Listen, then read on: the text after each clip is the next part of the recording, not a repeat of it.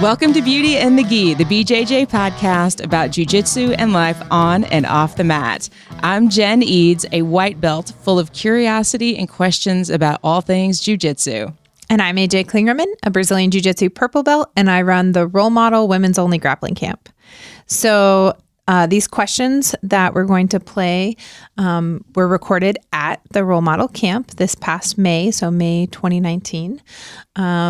And so, we're going to break them up into maybe a couple questions a piece per podcast and kind of give our input on them as well. And who are our guests? Our guests are, role model campers for sure. Mm-hmm. But the main two answering the questions are Emily Kwok and Rachel Casias. All right, let's get started. Hi, I'm Andrea. My question is about being an elite athlete and being a mom as well, and also a professional. How do you find a good balance to do all of that and still be an elite athlete? So for me, there's a lot of scheduling involved, but I really enjoy jiu-jitsu, so I make time for it, and it makes me a better person, and I'm a better mom because I do jiu-jitsu, so it's a priority for me. So I put that in my schedule on the to-do list. Like, it's literally on the to-do list. It's called train. Like, it's one of the things, like, I have to check it off every day. There's running, getting Gabby to school, getting Tristan to school, billing 10 hours because I'm an attorney, whatever, and then train. For me, it's just all about planning. You have to have a schedule. You have to be planned out. I think jiu-jitsu makes me a better lawyer and a better mother, so I make it a priority. That's just how it works for me. Everything that she said. So jiu-jitsu is my part-time job. And I'll say that like my school and seminars and all that business is my part-time job. Being an athlete is something else. Being a mom is something else. Being a professional in a different space is something else. It's very stressful and it gets like crazy sometimes. And like Rachel said, having a schedule is prime. What makes it worse is my husband is a firefighter who works 24-hour shifts, which means that every week his schedule is different. So if he has Monday and Friday off this week, the following week he's off Tuesday and Saturday. So you can imagine when I start throwing babysitters into the mix, what a freaking headache that starts to become. So my scheduling has to be run like a finely oiled machine. I oscillate between all of my roles. So sort of like this idea of stressing myself out in one way and recovering in another. So I work hard, but I party hard or I rest hard. And I try not to do everything all at once. So if I want to compete in a big tournament, which I started doing again last year, and who knows how long that'll go on. But when I decided to compete in Masters, training became a big priority in my life outside of work. My full-time professional career is very important to me and I love what I do. So I put all of my energy into that, mostly. That's where most of my energy goes first because it pays the bills. It supports my family. I also know where that career is going long-term. And as much as I love jiu-jitsu, that career is going to put me on a path that will feed everything else. So I prioritize that. I can't escape being a mother. Unfortunately, I grew some ticks. They are leeching the lifeblood off of me for the rest of my life. They do. They do. My husband calls me Snow White at the end of the night because I'll sit on the sofa and I have one smelly bulldog on one foot, another bulldog on the other foot. They're both snoring. I have my cat draped around my neck and I have two children glued on my hip. And if my husband tries to come near me, he gets lambasted. So I can't escape being a mom. That's just something I have to cope with. But I also try to make sure when I decide I'm going to be mom, I'm not an athlete and I'm not a business person and I'm not a teacher, which means multitasking is, I'm multitasking my life, but I'm not multitasking in the moment, if that makes sense. So if I'm painting with my kids, I'm painting with my kids. I'm not trying to do laundry and paint with my kids. Because if I do that, I get frustrated with my children and it's not fair to them, right? Same thing if I'm teaching on the mats. If I'm teaching on the mats, don't come and talk to me about like merchandise or whatever it is. I really try to drive all my focus into one thing at a time. It's super important to do that. And Whenever I get totally overwhelmed, we have this Korean spa that's like 25 minutes from my house. And there's like 5 saunas and whirlpools and Korean ladies that scrub the crap out of you. I go there for 3 or 4 hours and I don't take anybody with me, and I bring a book and I just keep it to myself. I shut my mouth, I read, and I get a massage and I chill out. And so recuperation is super important. And I think you guys have heard me talk a lot about being selfish in a good way. I'm very selfish. Totally fine admitting that. I'm very selfish. And my husband can see when I need time away because I feel like I'm going to die.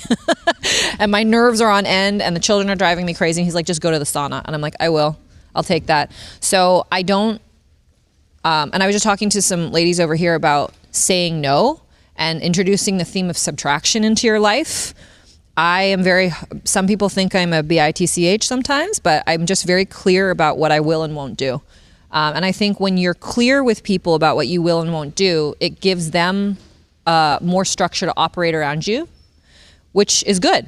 I don't like being in vague situations where everybody's all over the place and things get confused, right? So the more clear I am about what I want and what I need, it's not my problem if you don't like it. You shouldn't have asked me. But I feel like if I can be responsible about telling you what my needs are, that allows you to define your own boundaries better, and we can have a healthier relationship. So boundaries, no, subtraction, some things you just can't escape. Thank you. Thank you, guys. So first, I would like to say I'm really glad that Andrea added and a professional. Yeah, me too. Because I don't really have a lot of input for being a mom or an elite athlete, frankly. I said at one point on our trip to some business people that I didn't consider myself an athlete. And they were like, what? No, not really. But, we are dog moms. That counts truly. for something, I guess. Yes, I think so. As Finn lays under the table while we're recording this. Exactly. See, we have to balance that. Exactly. No, it is amazing to see them both as mothers and elite athletes and professionals. They're both professional women. So they're definitely amazing role models for anyone. As far as kind of how I relate to that, I currently run 7 different businesses. And so Rachel talked about planning things out, like knowing, what's on the schedule, what's on the to-do list, and rolling is on her to-do list. So I'm very obsessed with my calendar. Like everything has to have its time, and I have to allow for transition time as well. It's very hard to go straight from working to jumping right on the mat and vice versa. If I go from training, I'm not able to expect myself to walk right off the mat and start making phone calls or, do some writing or something like that. I've got to kind of have some transition time in there as well to get my mind in the right spot. Yeah. I felt that today after we recorded a podcast episode right after class. Mm-hmm. And I felt totally off my podcast game. Yeah. As we were recording that, because I'm like, oh, I need to shift gears. And it was a bit of a struggle. Not that you'll ever hear that after the episode is edited. Exactly. Good editing helps a lot. One of the things I really took away from that Emily said was that she multitasks her life, but does not multitask in the moment. And I think that's really important because I find myself doing that. Even if I'm just sitting on the couch watching Netflix, I still have my phone in my hand sometimes. And I need to just put it down and be 100% present. Yeah. And more than, I get the idea of that, but I even think more at a restaurant, when you're with your spouse or with a friend or whatever, trying to stay present in that moment, because sometimes it's tough. You get a text or something in the middle of someone talking and you still pick up your phone just out of habit. You heard it go off. You want to see what happened, but at least, allowing that conversation to finish and then picking up your phone and hold on, let me check my phone real fast or whatever. But that's those are good points, not multitasking, in the moment, but actually sticking to one thing. It's good. Yeah, it's a struggle. I also really appreciated Emily saying, just be clear with people about what your expectations are and what you will and won't do, because then nobody has to guess. And I feel like it makes life so much easier for you, but it also really sets those boundaries and expectations for that other person. So like you're kind of setting them up to be successful in whatever that interaction is that you are having together. Right. I think that helps with relationships in general. Like Yes. if you know what each other's boundaries are. And it's something I struggle with sometimes, setting good boundaries, but it's very important. Yeah. So I think we got some really good takeaways. Absolutely. From that question. Yeah. All right. What's next? Hey, Jen and AJ. It's friend Jen. MVP Jen with 2 N's on Instagram. My question is, when I'm training, all I want to do is train all the time, multiple hours every single day. I run my own business, and then sometimes I'm like, I don't want to work on my business. Even though I love my business, I'd rather go train. And then you need to add in strength and conditioning, flexibility, mobility. And so what I'm finding is I'm spending a lot of time training and maybe not as much time on just my overall athletic foundation of being a healthy human being. So how do you balance how much you should be doing strength training and flexibility and mobility? And how important is that when you're doing jiu-jitsu all the time? I'd like to add and recovery. And recovery, yes. That's a huge one. Yeah. Thanks, AJ. My answer is not probably going to be the most popular one. I definitely think you need to figure out what's right for your body. For me, in my jiu-jitsu, what makes me better at jiu-jitsu is doing more jiu-jitsu. I don't do strength and conditioning. I've added more stretching. I don't want to say yoga, stretching, as I've gotten older, so that I make that a priority. But I think it's such an individualized answer that you need, again, like Emily said, you need to define what your boundaries are and define what your priorities for yourself. If you feel like you need strength and conditioning to get better at jiu-jitsu, then that's fine. I get better at jiu-jitsu by doing jiu-jitsu. That's me. Like, my jiu-jitsu has gotten better because I've done more technique or I've rolled more, which in turn has made me in better shape. But a lot of people like adding strength and conditioning, or they think they need it, and that's fine. But for me, I prioritize. And since I only have a limited amount of time to do anything, if I have an hour to work out or train, I'm always going to pick training, doing jiu-jitsu. That's me personally. That doesn't work for everybody. Some people need strength and conditioning, or they need a specific recovery time, or they need to add running or whatever in it. But for me, I know what my priorities are. And for me, if I have an hour of free time, it's more than likely I'm either going to run to get away from my children. No, for real though. Like, I don't take headphones or cell phone, or I don't take anything. I want silence while I'm running, or I'm going to do jiu-jitsu. So if you have plenty of time and you can do all those, it's great. But I don't think everybody can do all of them. I think at some point you have to decide, this is most important to me. My job pays the bills. I like jiu-jitsu, and if I want to add strength and conditioning, that's fine. But I don't think you can add strength and conditioning, mobility, running, all of the things in there all of the time. I don't think it's possible. You will overwhelm yourself and become stressed and start being short with everybody, including your children if you have kids. So for me, my bare necessities are my job, my kids, my husband. He makes that well known. And jiu-jitsu. If I can run, great. I don't do anything else personally, but that's my personal preference. You have to look at yourself and make that decision, I think. I can't tell you should do this many squats or do this kind of CrossFit or do that, because every person's different. But I think you have to self-assess about your priorities for it and what your goal is in jiu-jitsu. If your goal is jiu-jitsu is to lose weight, then, or if your goal in jiu-jitsu is to be faster or stronger, then yes, strength and conditioning. If it's to win a world championship, then you got to get in it. Like, everything else has got to go. Like, everything's in it 3 times a day, strength and conditioning, running, recovery, all of that. But if your goal is just to get better at jiu-jitsu, I just do jiu-jitsu to get better at jiu-jitsu.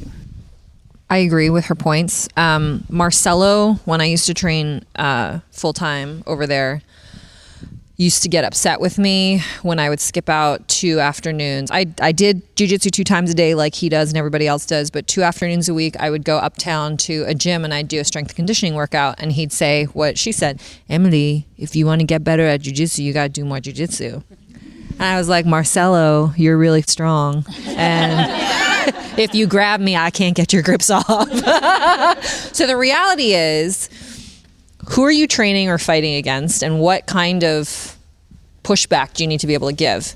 And most of my training partners have been men. And if a 175 pound male grabs my gi really hard, do I have enough to get their grip off?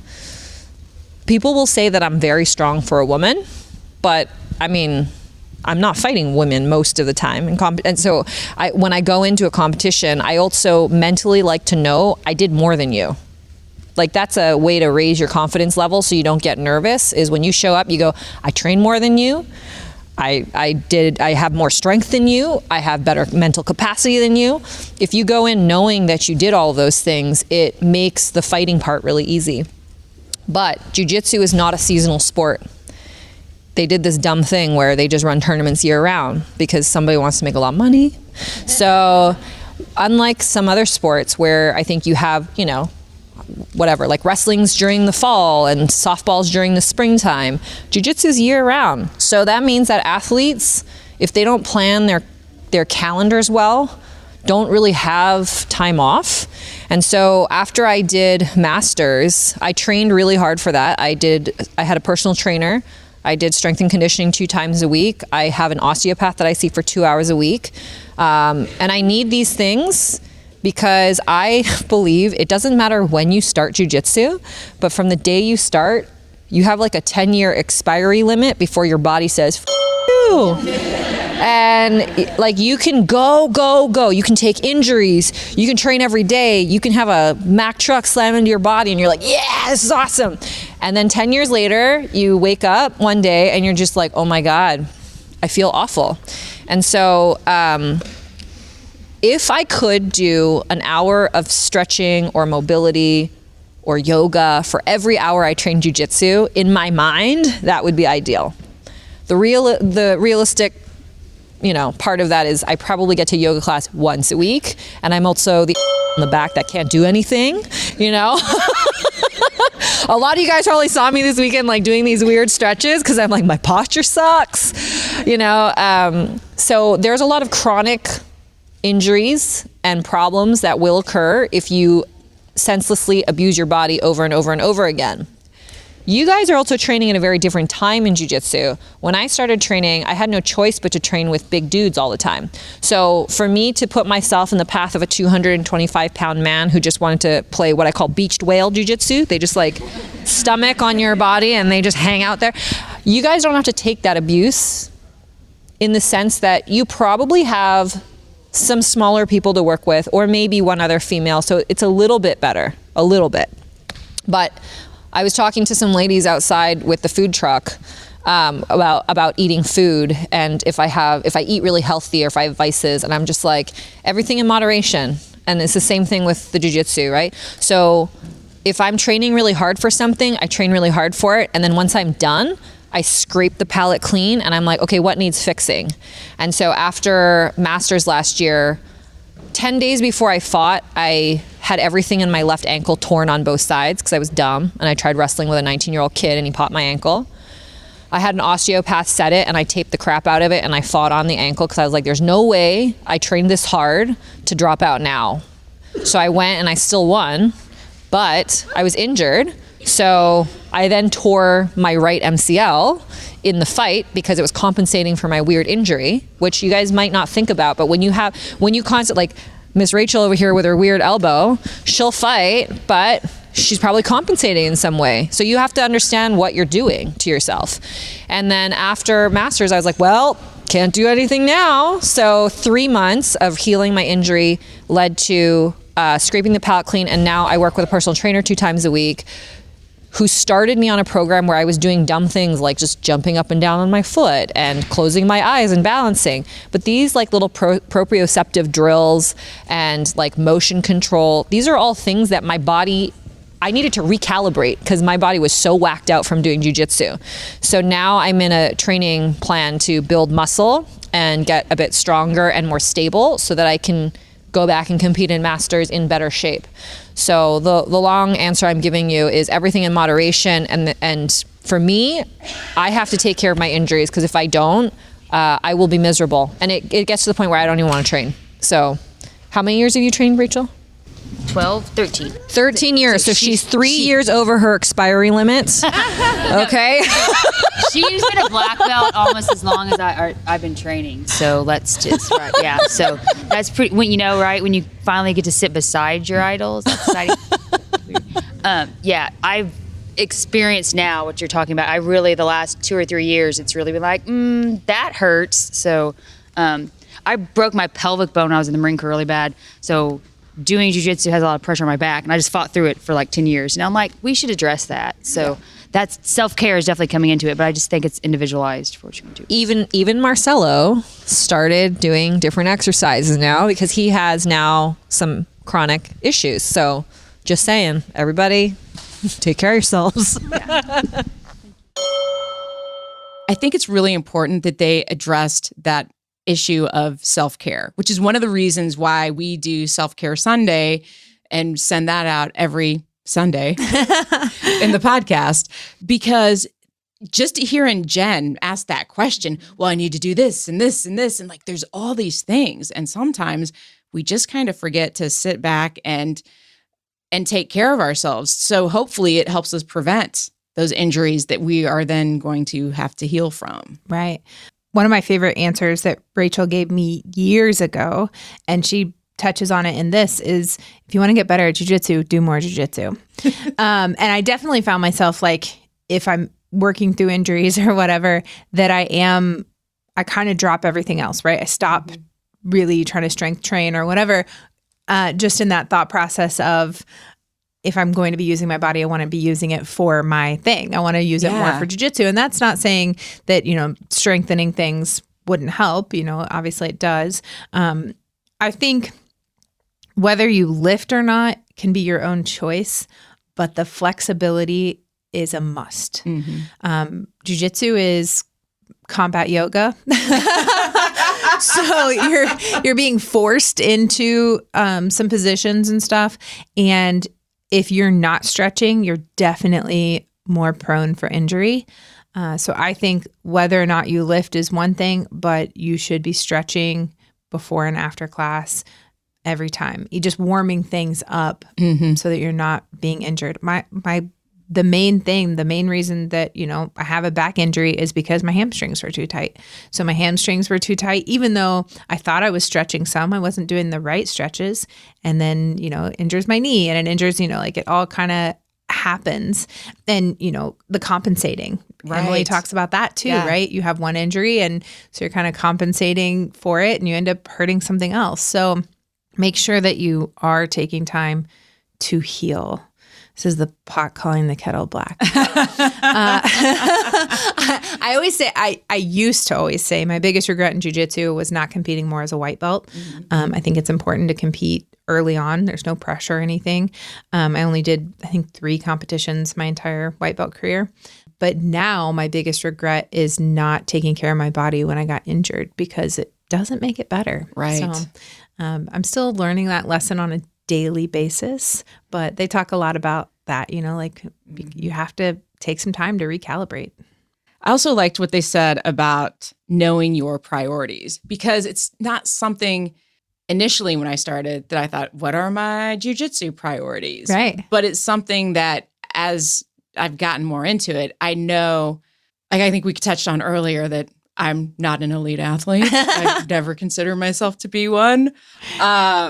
But that's okay. Like just knowing that I have no aspirations to reach that level, because for me to do that, everything else would have to go down the priority list. Right.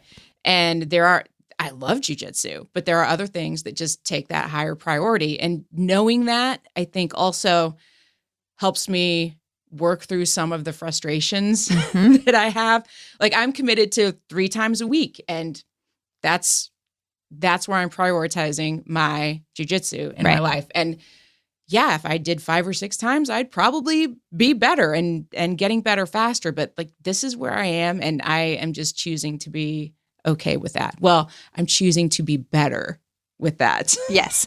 And I mean, it doesn't matter which your priority is. If you want to be a world champion and you want to put everything you have into jiu-jitsu, that's great. Yeah. If you want to, just come in and kind of learn new things and get better and, just do it for the joy, that's fine too. It doesn't matter what it is. It just is your journey. Yes. I loved in training today when she was choking you and you're like, why did I miss you again? Right. Yeah. Kimberly was. Yeah. Thanks, Kimberly. That's awesome. But it's true. I did, because I think too that you kind of get used to training with certain people and you know that those people are going to push you. Yes. And it's always good. Yeah. So it's sad when they aren't there. Right. And then the other thing that I picked up from that was just everything in moderation. And I feel like that kind of goes for life on the mat and off the mat. So I think this is a really great time to transition into our on and off the mat tips for this episode.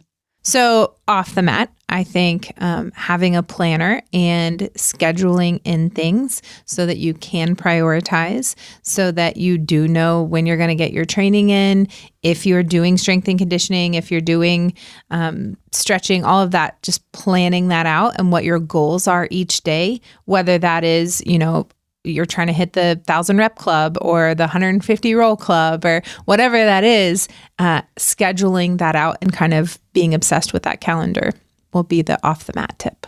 On the mat, I'm going to make it a priority to actually write down what my goals are for each class that I go to. So in addition to, whatever we're working on in class, just showing up with some other things that I know that I want to try to drill and work on as we are rolling at the end of class. Good.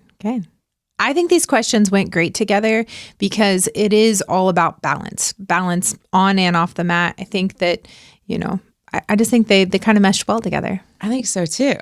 I'm so glad that we recorded these questions at Role Model and that now even the people that weren't there still get the wisdom of Emily and Rachel. Yeah. Yeah. So mark your calendars, because next year's Role Model Camp is scheduled for May 1st through the 3rd. So I've had a couple of people recently that was like, I wanted to come to your camp so bad, but I just didn't know about it in time. Mark your calendars now. I'm giving you advance notice. May 1st through the 3rd, 2020. Put those in those new planners you're getting. That's right. I'm a crazy person. I buy a new planner in September and I fill it out for the whole next year before October even happens.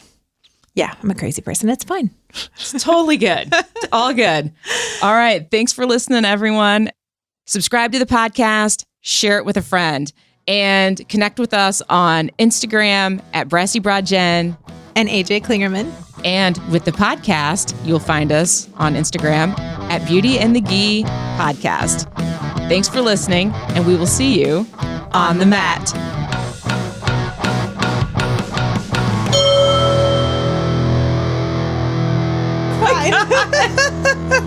Finley, you've been so good, but you got to get down. Get down, Finn. I know. I'm rewarding your behavior with all the love. I'm sorry. I'm sorry. I just love to pet you. She's a good distraction.